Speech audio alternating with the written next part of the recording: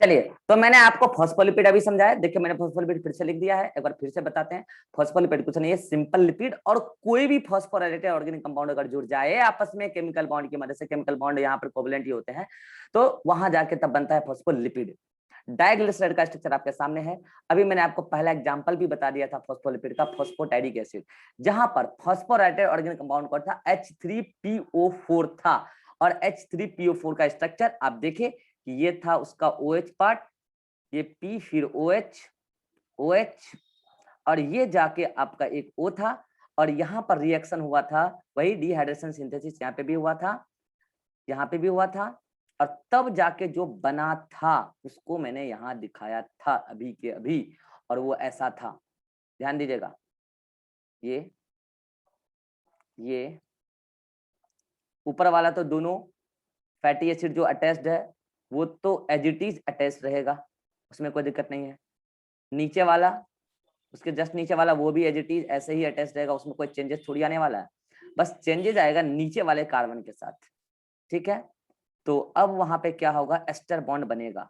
ठीक है, ये वाटर हटाइए, पी जोड़िए, और ये O से अटैच्ड है, और यहाँ ये OH, और यहाँ ये OH। ठीक है, चलिए अब पता है बच्चों होता क्या है, यहाँ पे जो ये वाला बॉन्ड है, ये वाला बॉन्ड गुलाबी कलर से मैं बना रहा हूं, ये वाला बॉन्ड, ज्योति बताएगी, ज्योति क्या ये बॉन्ड एस्टर बॉन्ड है? यस और नो में जवाब देना है। क्या ये बॉन्ड एस्टर बॉन्ड है? Yes sir, yes sir. Nisha बताएगी, निशा क्या ये बॉन्ड एस्टर बॉन्ड है? पीला वाला, निशा सुन पा रहे? चैट में नहीं बताना है, ये पीला वाला, पीला वाला एस्टर बॉन्ड, हाँ पीला वाला है, यस, ये पीला वाला है, ये है ना? यस सर, कल भी बताए थे बात। yes, चलो अब मोनू बताएगा कि पीला वाला और गुलाबी वाला एस्टर बॉन्ड में क्या अंतर है। सर पीला वाला में C डबल बॉन्ड O है, और गुलाबी वाला में P डबल बॉन्ड O है। तो गुलाबी वाला को मोर करेक्टली क्या लिखना चाहिए एस्टर बॉन्ड के बदले?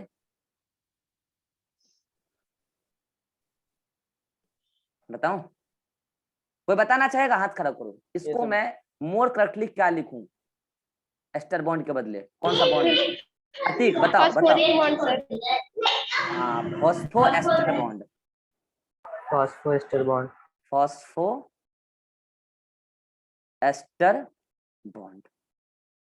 तो देखिए यहाँ पे एक, और ये पूरा कंपोनेंट क्या है, ये पूरा कंपोनेंट जो बना इसका क्या नाम है? जब यहाँ पर, अच्छा यहाँ पे आप बताइए ये क्या था, जल्दी बोलिए। फॉस्फोरिक एसिड था, phosphorylated organic compound phosphoric acid था, और यहाँ जाके जो बना कंपोनेंट फाइनली काला वाला, ये पूरा स्ट्रक्चर है, इसको हम क्या बोलेंगे? फॉस्फोटाइडाइल एसिड, फॉस्फोटाइडाइल एसिड।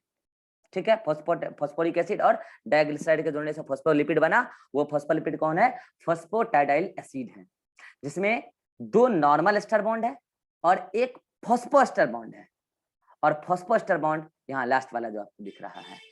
क्या ये बात सभी को क्लियर होगी? हाथ खड़ा कीजिए जल्दी जल्दी।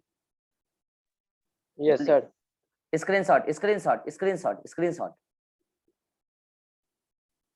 और इसी में ये वाला पूरा पार्ट, फॉस्फो एस्टर और एस्टर बॉन्ड को सबको लेते हुए ये पूरा पार्ट हाइड्रोफिलिक हो गया था, और ये पूरा पार्ट R1 और ये R2 हाइड्रोफोबिक हो गया था। ये बात मैंने अभी आपको बता ही दिया, इसीलिए पोलर और नॉन पोलर का यहाँ पे चक्कर है। ठीक है, तो ये स्ट्रक्चर मैंने आपको समझा दिया। अब देखिए ये जो आप देखते हो ना अरेंजमेंट, कि इस टाइप से ये हेड बन जाता है और ये इस टाइप से टेल बन जाता है। टेल में किंग भी बता ही दिए, सही? ठीक है, लोग कहीं कहीं दिखा देते हैं किंग। अब बताइए, जहां पर ज्यादा अनसैचुरेटेड फैटी एसिड होगा, are you getting my point? जहां ज्यादा अनसैचुरेटेड फैटी एसिड होगा R group of fatty acid में, बताइए निशा बताइए, जहां ज्यादा ये होगा अनसैचुरेटेड फैटी एसिड होगा आर ग्रुप में, वहां डबल बॉन्ड ज्यादा या कम? ज्यादा। तो अगर डबल बॉन्ड ज्यादा होगा तो पैकिंग एफिशिएंसी पुअर या बेटर? बेटर। बेटर। अगर डबल बॉन्ड ज्यादा आएगा तो स्ट्रक्चर इम्प्रॉपर होगा, कल समझाया था ना, स्ट्रक्चर इम्प्रॉपर होगा, और स्ट्रक्चर इम्प्रॉपर होगा तो पैकेजिंग अच्छे से नहीं, हाँ पैकेजिंग अच्छे से नहीं हो पाएगा। तो बताइए उस समय वो फैटी एसिड से जो भी बनेगा लिपिड, वो ज्यादा लिक्विड स्टेट में रहने की टेंडेंसी रखेगा या सॉलिड स्टेट में रहने की टेंडेंसी रखेगा? लिक्विड। लिक्विड स्टेट में रहने की टेंडेंसी रखेगा। तो लिक्विड में रहना ये फ्लूइडिटी को एक्सप्लेन करता है कि नहीं करता है? करता है। इसका मतलब आज के बाद ये तय हो गया, जितना ज्यादा अनसैचुरेटेड फैटी एसिड होगा, अनसैचुरेटेड फैटी एसिड होगा, उतना ज्यादा मेम्ब्रेन में, सेल मेम्ब्रेन में फ्लूइडिटी होगा, directly proportional to fluidity of cell membrane. और सेल मेम्ब्रेन के फ्लूइडिटी नेचर की वजह से क्या क्या चीज फंक्शन सेल कर पाता है, ये बात मैं सेल में पढ़ा चुका हूं, आपको जब बैकअप दूंगा तो आपको समझ में आ जाएगा। ये लाइन आपके नोट्स में आना चाहिए। अनसैचुरेटेड फैटी एसिड जितना ज्यादा होगा कहां पर, सेल के मेम्ब्रेन में, तो फ्लूइडिटी सेल मेम्ब्रेन की उतनी ही ज्यादा होगी। Unsaturated fatty acid in cell membrane, in cell membrane जितना ज्यादा होगा सेल उतना ज्यादा फ्लूइड होगा। क्यों होगा मैंने समझा दिया है। जितना ज्यादा अनसैचुरेटेड फैटी एसिड उतना ज्यादा बेंडिंग किंकिंग, उतना ज्यादा पुअर पैकिंग फैटी एसिड का, उतना ज्यादा लिक्विडिटी। हाँ, लेकिन सेल मेम्ब्रेन में सैचुरेटेड और अनसैचुरेटेड दोनों फैटी एसिड पाई जाती है, लेकिन ज्यादा अनसैचुरेटेड होता है तो फैटी एसिड तो लिक्विड पार्ट दे देता है उसको, और इसके साथ सेल मेम्ब्रेन में प्रोटीन पाई जाती है तो सॉलिड पार्ट है। इसीलिए सेल मेम्ब्रेन ना ही पूरा लिक्विड है ना ही पूरा सॉलिड है, वो सेमी सॉलिड है जिसको क्वेसी फ्लूइड कहते हैं। ये बात मैंने सेल मेम्ब्रेन में समझाया था। और वहां पे सॉलिड नेचर मेनली उसको प्रोटीन देता है, क्योंकि सेल मेम्ब्रेन में ज्यादा ज्यादा ज्यादा ज्यादा अनसैचुरेटेड फैटी एसिड होता है, और ये होना चाहिए। इससे क्या होगा, वो जो फैटी एसिड है उसका पार्ट तो है सेल मेम्ब्रेन का, केमिकली बॉन्डेड है प्रोटीन के साथ, मगर जहां जहां फैटी एसिड है वहां वहां लिक्विड नेचर है, वो मेल्टिंग स्टेट में, लिक्विड स्टेट में है। तो वो उससे क्या होगा, सेल मेम्ब्रेन कई सारे फंक्शन को परफॉर्म कर पाएगी। ये बात मैंने सेल में समझा दिया है। अब होता क्या है, आप जानते हो कि अगर ये सेल है, ध्यान दीजिएगा, अगर ये सेल है तो सेल में बाहर भी पानी होता है, बाहर एक्स्ट्रा सेल्यूलर फ्लूइड है उसमें भी पानी है, और अंदर इंट्रा सेल्यूलर फ्लूइड है जिसको हम साइटोप्लाज्म कहते हैं, उसमें भी तो पानी ही है। तो बताइए क्या ये टेल वाला पार्ट पानी को फेस कर पाएगा? सिद्धार्थ तो है नहीं, मोनू, क्या ये टेल वाला पार्ट पानी को फेस कर पाएगा? मोनू नो सर, नहीं कर पाएगा। तो मैं इस टेल वाले पार्ट को किधर की तरफ लगाऊं, अंदर की तरफ या बाहर की तरफ? दोनों तरफ समस्या है सर अंदर की तरफ। दोनों साइड समस्या है। पानी तो दोनों ही अंदर तरफ लगाओगे तो लो, इधर भी पानी है, लो, अरे सॉरी पीला कलर ये रहा, लो।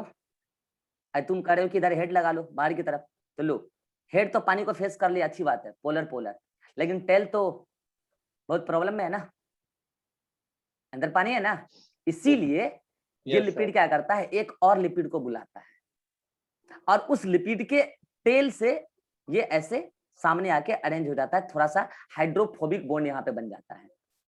हाइड्रोफोबिक मतलब कि वंडर वॉल फोर्सेस एक तरीके से समझो, टेल के बीच में अट्रैक्शन हो जाता है, और उसका हेड अंदर की तरफ। यानी कि यहाँ पर ध्यान से देखिएगा सभी लोग, ये एक सिंगल लिपिड है फॉस्फोलिपिड, और ये एक सिंगल फॉस्फोलिपिड है, और दोनों ही फॉस्फोलिपिड का हेड पार्ट पानी को अंदर बाहर की तरफ फेस कर रहा है, और इस कदर ये एक फॉस्फोलिपिड और ये एक फॉस्फोलिपिड के जुड़ जाने से एक बायलिपिड लेयर तैयार हो जाता है। क्या तैयार हो जाता है?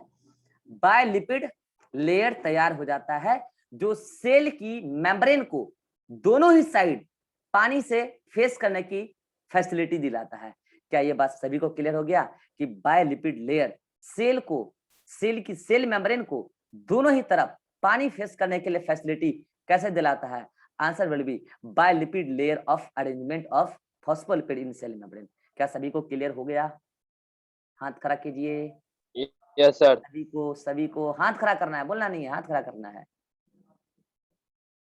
चलिए अब हम आगे बढ़ते हैं, सारा बात आपको हम नोट्स में ऐड कराएंगे। तो कुल मिला के फॉस्फोलिपिड अपने आप को सेल मेम्ब्रेन के अंदर बायलिपिड लेयर में अरेंज कर लेता है, और ये सेल मेम्ब्रेन के अंदर ही नहीं, आपको पता है ना, सेल के अंदर कई सारे सेल ऑर्गेनेली पाए जाते हैं, जैसे कि माइटोकॉन्ड्रिया।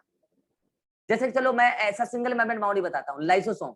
ये लाइसोसोम है, लाइसोसोम का भी अपना मेम्ब्रेन होता है, तो उसमें भी इसी तरीके का अरेंजमेंट होगा, सेम ऐसे टेल उसके आपस में ऐसे अटैच हो जाएंगे और हेड बाहर की तरफ, क्योंकि इस लाइसोसोम के मेम्ब्रेन के बाहर उसको मिलेगा साइटोप्लाज्म, और लाइसोसोम के मेम्ब्रेन के अंदर उसका जो फ्लूइड होगा उसमें भी पानी भरा पड़ा है। तो जितने सेल मेम्ब्रेन है सेल के, और या फिर सेल ऑर्गेनेली के मेम्ब्रेन है, जिसको बायोलॉजिकल मेम्ब्रेन कहते हैं, ऑर्गेनेली मेम्ब्रेन कहते हैं, ये सब के सब बायोलिपिड लेयर में अरेंज होते हैं। इसके लिपिड जो है बायोलिपिड लेयर अरेंजमेंट में पाए जाते हैं। ये इंश्योर करते हैं कि सेल अंदर बाहर दोनों तरफ एक्वस एनवायरनमेंट को फेस कर पाए और उसका टेल उस एक्वस एनवायरनमेंट से प्रोटेक्टेड रहे। अगर बायोलिपिड लेयर बन जाएगा तो टेल एक्वस एनवायरनमेंट से प्रोटेक्टेड रहेगा। क्या ये बात सभी को अच्छे से क्लियर हो गई कि सेल मेम्ब्रेन के साथ भी सेम कहानी होगी? सेल मेम्ब्रेन और सेल ऑर्गेनेली के मेम्ब्रेन दोनों के साथ सेम कहानी होगी। ये सब बात आपके नोट्स में लिखा हुआ है। चलिए, तो ये रहा आपका फॉस्फोलिपिड। अब मैं फॉस्फोलिपिड में एक तो समझा दिया मैंने, क्या? फॉस्फोटैडिक एसिड। अब मैं एक एक करके, अच्छा इसका स्क्रीनशॉट लेना है, ले लीजिए जल्दी से, ये बात नोट्स में ऐड कर लीजिएगा, ये वाला।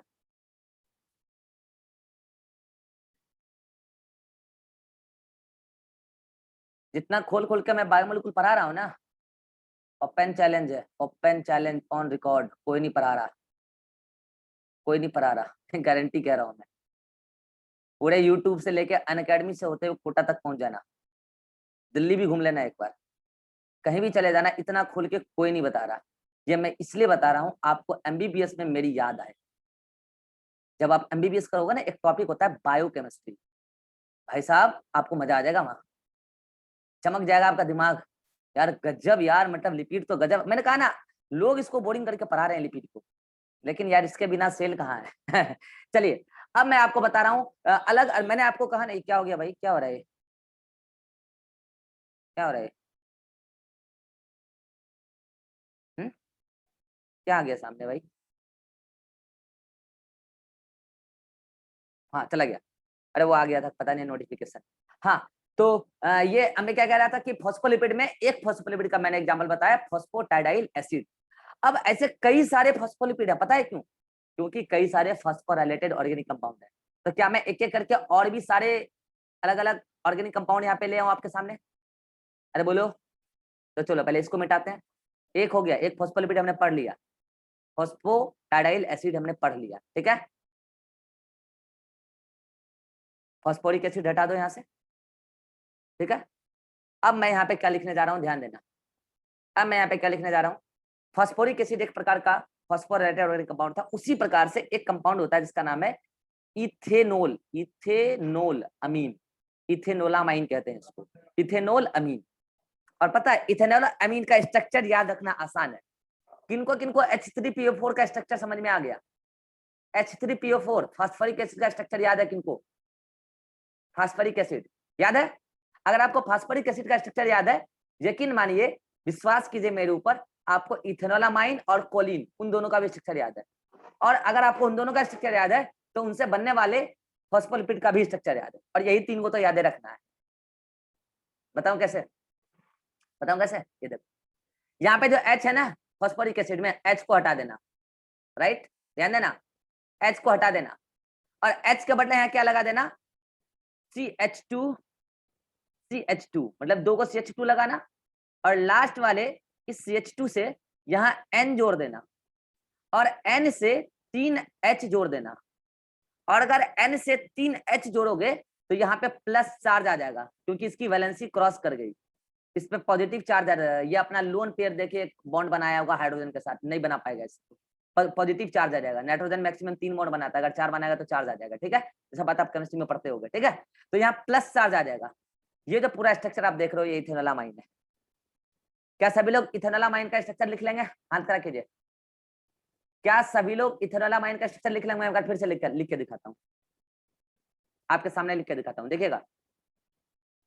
ये फॉस्फोरिक एसिड था ना जी, यहाँ OH था तो फॉस्फोरिक एसिड था ना, तो H हटा दीजिए यहाँ से, यहाँ से क्या कीजिए, H हटा दीजिए, क्या जोड़ दीजिए, CH2, CH2, और लास्ट वाले CH2 के साथ क्या कीजिए, N जोड़िए। और N से 3 हाइड्रोजन जोड़िए, टोटल 4 बॉन्ड हो गया इनका, तो यहाँ पे पॉजिटिव चार्ज आ जाएगा। ये स्ट्रक्चर इथेनोलामाइन। बाकी तो आप समझ ही चुके होंगे। कितने लोग समझ गए कि इससे बनने वाला फॉस्फोलिपिड के स्ट्रक्चर में क्या चेंज करना है? समझ गए ना? बस हो गया, सिंपल, बहुत सिंपल है, बहुत सिंपल। पानी निकालो, पानी निकाल रहा है यहाँ से, लो माइनस वाटर। बस क्या करना है, यहाँ इसको हटा देना, एच को हटा देना, क्या लगा देना है यहाँ पे, लगा दो क्या, वही जो इधर था, CH2 N प्लस H और H, और ये जो कंप्लीट स्ट्रक्चर बना है एक प्रकार का फॉस्फोलिपिड है, और इस फॉस्फोलिपिड का नाम है फॉस्फोटाइडाइल टाइडाइल इथेनोलामाइन, ठीक है। और बच्चों मैं बता दूं, इसी का नाम है सिफेलिन। इसी का क्या नाम है बच्चों, सिफेलिन। याद रखिएगा, फॉस्फोटाइडाइल इथेनोलामाइन का ही कॉमन नेम है सिफेलिन, यही है सिफेलिन। कई जगह आएगा आगे बायोलॉजी में, सिफेलिन यही है। सभी लोग सिफेलिन या फॉस्फोटाइडाइल इथेनोलामाइन का स्ट्रक्चर बना लेंगे। किनको इजी लगता है इसका स्ट्रक्चर, हाथ खड़ा कीजिए। किनको इसका स्ट्रक्चर बहुत इजी लगा कि सर ये तो बहुत सिंपल स्ट्रक्चर है, देखने में कितना भारी भरकम लग रहा है। अच्छा, जिनको नहीं समझ में आ रहा उनका केमिस्ट्री वीक है, आप घबराइए नहीं, जब ऑर्गेनिक केमिस्ट्री सीख लीजिएगा ना बेसिक्स, तो आपको समझ में आ जाएगा। केवल एक बच्चा शिवानंद है, इसका 10th में, ये अभी केमिस्ट्री, ये 10th का बच्चा है ना, इसे अभी केमिस्ट्री पढ़ा नहीं है तो इसको थोड़ा दिक्कत आ रहा है। कोई बात नहीं, बाकी को तो समझ में आ रहा है ना। अगर आपको फास्फोरिक एसिड का स्ट्रक्चर आता है, डाइग्लिसराइड का स्ट्रक्चर आता है, तो यकीन मानिए आपको सारे फास्फोलिपिड का स्ट्रक्चर आता है, और वो एग्जाम में आता है। ठीक है, तो ये हो गया आपका क्या, दूसरा। स्क्रीनशॉट लीजिए जल्दी। इसमें भी फॉस्फोएस्टर बॉन्ड एक हो गया, ठीक है, और इसमें फिर वही बात है कि एस्टर बॉन्ड नॉर्मल 2 गो हो गया। क्लियर? चलिए अब आगे बढ़ते हैं। तीसरा स्क्रीनशॉट आप ले चुके होंगे, इसको मिटाते हैं। इथेनोलामाइन हो गया सर। हाँ, सर हम भी अभी 10th से 11th में गए हैं कहाँ गए हैं? सर। 10th से अभी 11th में हम भी गए हैं अभी। तो ये बैच उसी का है, एक बच्चा 10th का, हम उसकी बात कर रहे थे। अभी वो 9 से 10th में गया है। ओ ठीक है, वो उसकी बात कर रहे थे। हाँ, तो अब मैं अगला ले रहा हूं। अगला जो फॉस्फोराइलेटेड ऑर्गेनिक कंपाउंड है जिसका नाम है कॉलिन। क्या नाम है उसका? क्या नाम है उसका? कॉलिन। ठीक है, कॉलिन का स्ट्रक्चर बहुत आसान है। बताएं क्या है स्ट्रक्चर? किनको इथेनोलामाइन का स्ट्रक्चर आता है? किनको इथेनोलामाइन का स्ट्रक्चर आता है? इथेनोलामाइन का स्ट्रक्चर आता है। जिनको इथेनोलामाइन का स्ट्रक्चर आता है, यकीन मानिए आपको कॉलिन का भी स्ट्रक्चर आता है। जादू देखो इधर, जादू जादू जादू।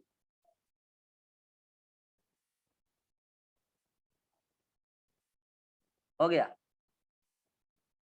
यही इथेनोलामाइन है। अरे यही इथेनोलामाइन है, सॉरी यही कॉलिन है, यही कॉलिन है। हो गया, कॉलिन हो गया।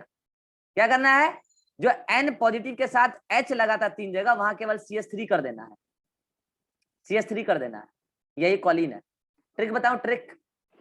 C4 कॉलिन, यहां CH3। समझ में आया? H और CH3 भूल जाओगे ना कि इथेनोलामाइन में था या कॉलिन में था।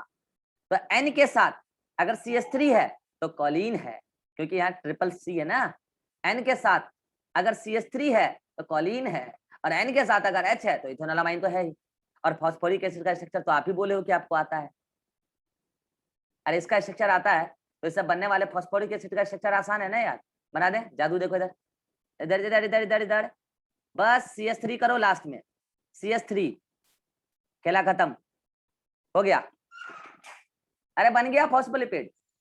नाम जानना चाहोगे इसका? लो,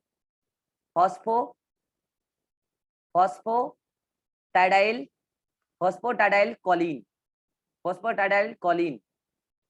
इसी का नाम लेसिथीन है, इसी का नाम लेसिथीन है। मैं बच्चों बता दूं, लेसिथीन जो है ना, अंडे में लेसिथीन होता है।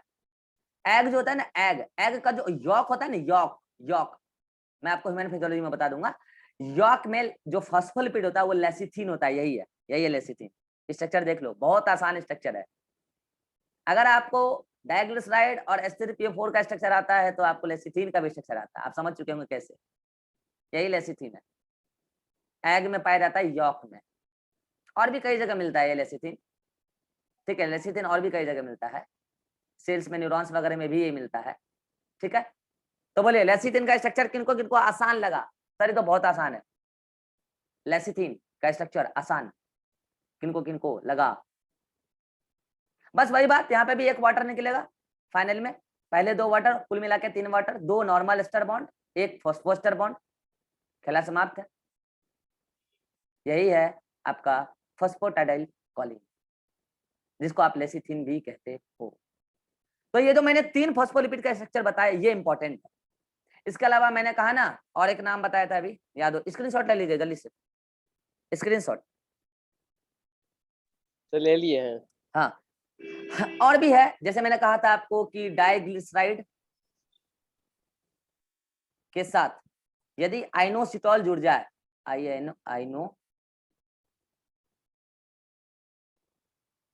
आइनोसिटॉल जुड़ जाए, और एक कहा था मैंने डाइग्लिसराइड के साथ यदि सेरीन जुड़ जाए तो खास पर्टिकुलर टाइप का फॉस्फोलिपिड बनेगा। इसका स्ट्रक्चर इंपॉर्टेंट नहीं है इसलिए नहीं बता रहा हूँ, ठीक है। वही फॉस्फोटाइडाइल एनोसिटॉल, फॉस्फोटाइडाइल एनोसिटॉल, फॉस्फोटाइडाइल सेरीन कहलाता है। नाम बस याद रख लेना कि ये दोनों फॉस्फोराइलेटेड ऑर्गेनिक कंपाउंड है। अरे बात क्लियर है? अरे बात क्लियर है? अब यहाँ से एक सवाल आता है, तुम्हें बोलेगा कि इसमें यहाँ पे अभी मैंने नाम लिखा था ना, एक बार कॉलिन लिखा, इससे पहले क्या लिखा था याद है? इथेनोलामाइन, इथेनोलामाइन, इससे पहले क्या लिखा था? Phosphoric acid. इस तीनों में कौन nitrogenous containing phosphorylated organic compound है? हाथ खड़ा करके जवाब देना है, हाथ खड़ा कीजिए। फॉस्फोरिक एसिड, इथेनोलामाइन, कॉलिन, इन तीनों में कौन nitrogenous containing phosphorylated organic compound है? बहुत लोगों का हाथ खड़ा हुआ है, पूछते हैं।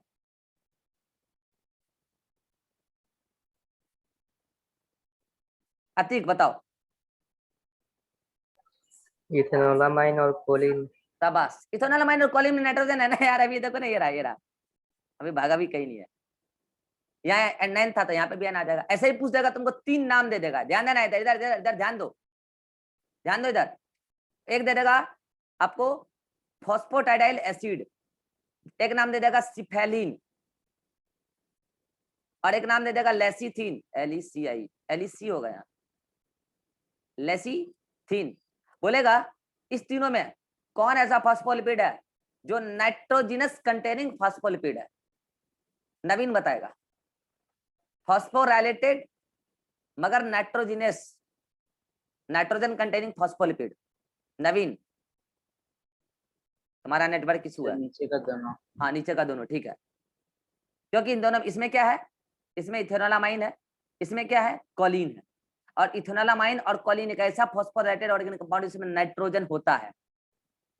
सभी को समझ में आ गया फॉस्फोलिपिड? हाथ खड़ा कर दो, खत्म हो गया फॉस्फोलिपिड। चलिए अब मैं आपको याद दिलाता हूं कि हम लोग पढ़ते पढ़ते कहां पहुंच चुके हैं। आपको पता नहीं है कि आप बायोकेमिस्ट्री के कितने डेप्थ में घुस चुके हैं। आइए बाहर निकलिए उस डेप्थ से, ठीक है, न डूब जाइएगा उधर। इधर आइए, हम लोग लिपिड पढ़ रहे थे और पहले हम लोग सिंपल लिपिड पढ़ रहे थे। बहुत डेप्थ में घुस जाइएगा तो दिक्कत हो जाएगा। इसी को न्यूट्रल लिपिड कह रहे थे, फिर रिसर्च करने चले जाइएगा। दूसरा हम लोग पढ़े कंजुगेटेड लिपिड, इसी को बोलते हैं कंपाउंड लिपिड, ठीक है। और तीसरा हमारा बच गया डिराइव्ड लिपिड, ठीक है। इस सिंपल लिपिड में हमने कहा हमने 2 चीज पढ़ना है, ग्लिसराइड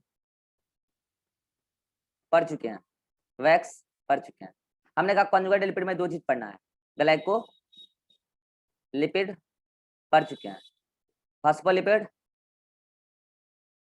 पढ़ चुके हैं, ठीक है। आइए, ग्लिसराइड के हमने 3 कैटेगरी देखा, मोनो, डाई, ट्राई। वैक्स के 4-5 एग्जांपल देखे, ठीक है। ग्लाइको लिपिड के 2 एग्जांपल देखे, सेरेब्रोसाइड और एक गैंग्लियोसाइड। फॉस्फोलिपिड का 5 एग्जाम्पल देखे, 1 2 3 4 5। ठीक है, तो यहाँ जाके हमारा ये पोर्शन खत्म हो गया, सिंपल लिपिड और कंजुगेटेड लिपिड। बच गया डेराइव लिपिड, ये कल खत्म कर देंगे। लिपिड में कंजुगेटेड लिपिड तक अगर किसी को कोई समस्या हो तो हाथ खड़ा करके पूछ सकता है, मैं मौका दूंगा अभी सबको। अतिक, कोई समस्या यहाँ तक? No sir. Jyoti, no sir. Naveen, Nisha, Ribha, no sir. Shivanand, no sir. Monu, no sir. Abhishek, no sir. Nidhi. चलिए, तो ये रहा आपका लिपिड में। अब एक बच गया डिराइव लिपिड, ठीक है, वो मैं कल पढ़ा दूंगा। अभी हमारे पास इस मीटिंग का 10 मिनट है, तो 5 मिनट में हम कुछ बढ़िया चीज आपको बताने जा रहे हैं जिससे आपका नोट्स थोड़ा परफेक्ट हो जाए। क्योंकि क्या है ना, वो नोट्स जिस बच्चे ने लिखा है ना, थोड़ा वो परफेक्ट मैनर में लिखा नहीं है बच्चों। सब कुछ कंटेंट सही है, बस थोड़ा हेडिंग ही गलत रहेगा तो आपके दिमाग में कंसेप्ट भी तो गलत ही जाएगा ना यार। जब हेडिंग ही गलत रहेगा तो कंसेप्ट भी गलत ही जाएगा। ठीक है, तो अब मैं आपको आपके सामने आपको जो नोट्स मिला है पीडीएफ, वो मैं रिप्रेजेंट कर रहा हूँ और आपको बताता हूँ आप कहाँ तक पढ़ चुके हैं और आपको नोट्स में क्या क्या करेक्शन कर लेना है। ठीक है, आइए।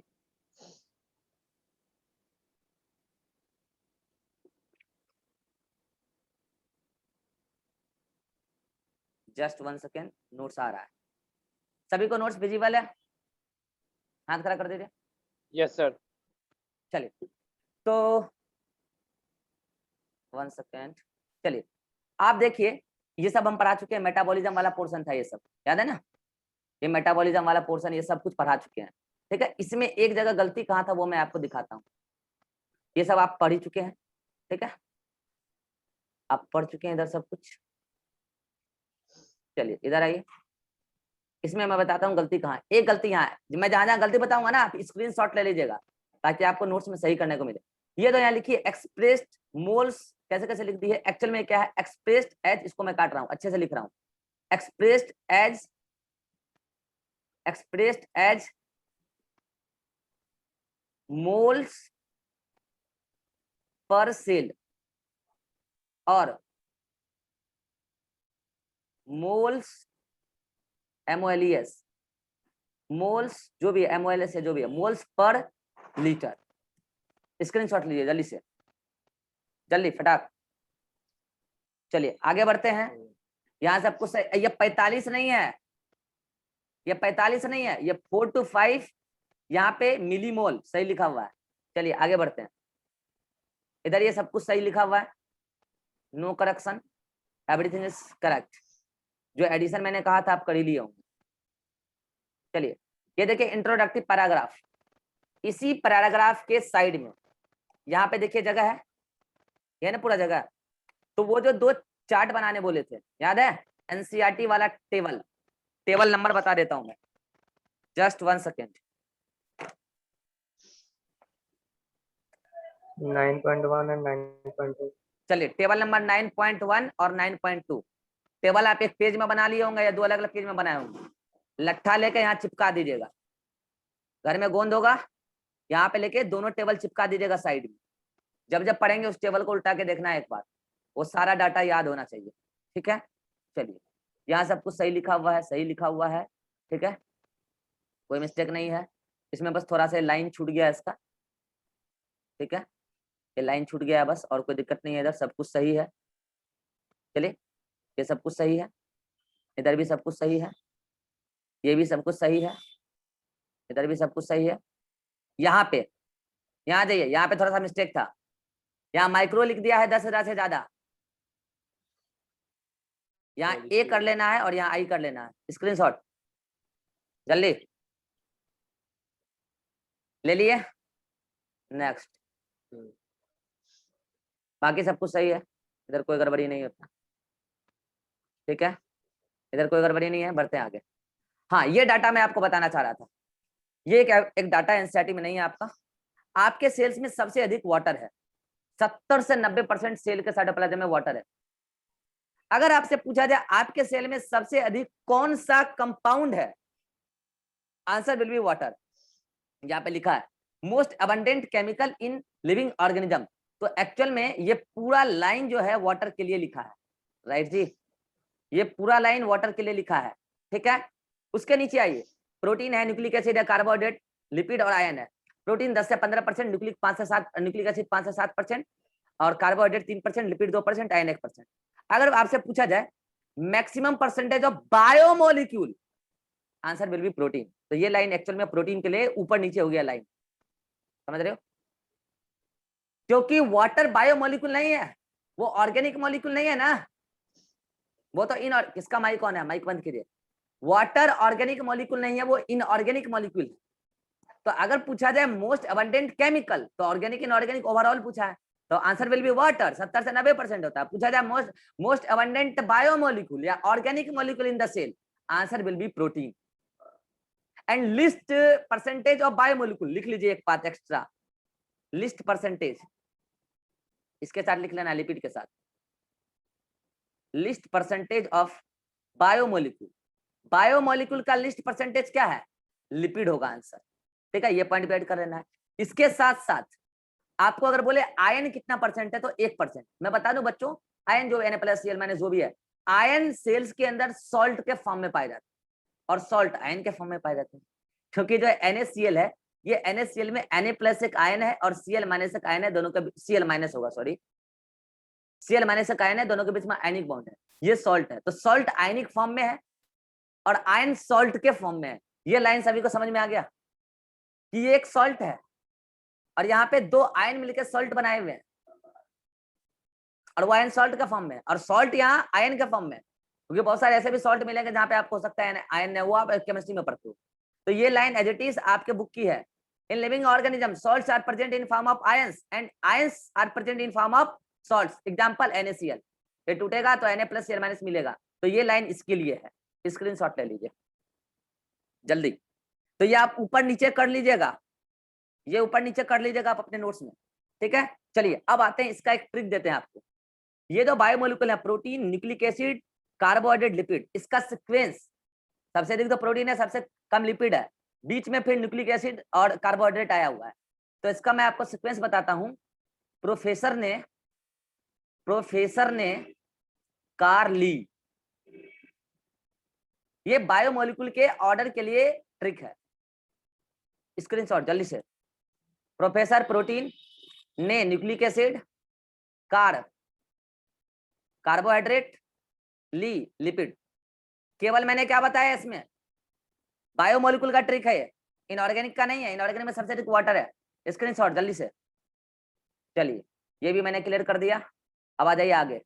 अब देखिए यहाँ पे लिपिड लिखा है, लिपिड में यहाँ पे आपको ऐड कर लेना है, कहाँ पर, यहाँ पर आपके पास जगह है, यहाँ देख रहे हो आप साइड में, यहाँ लट्ठा लगा के यहाँ पे वो पेज चिपका देना है। कौन पेज, जिसमें मैंने कहा है स्पेशल पॉइंट अबाउट लिपिड, सभी लोग समझ गए, स्पेशल पॉइंट अबाउट लिपिड, यहाँ पे लट्ठा लगा के चिपका देना है। स्क्रीनशॉट जल्दी से।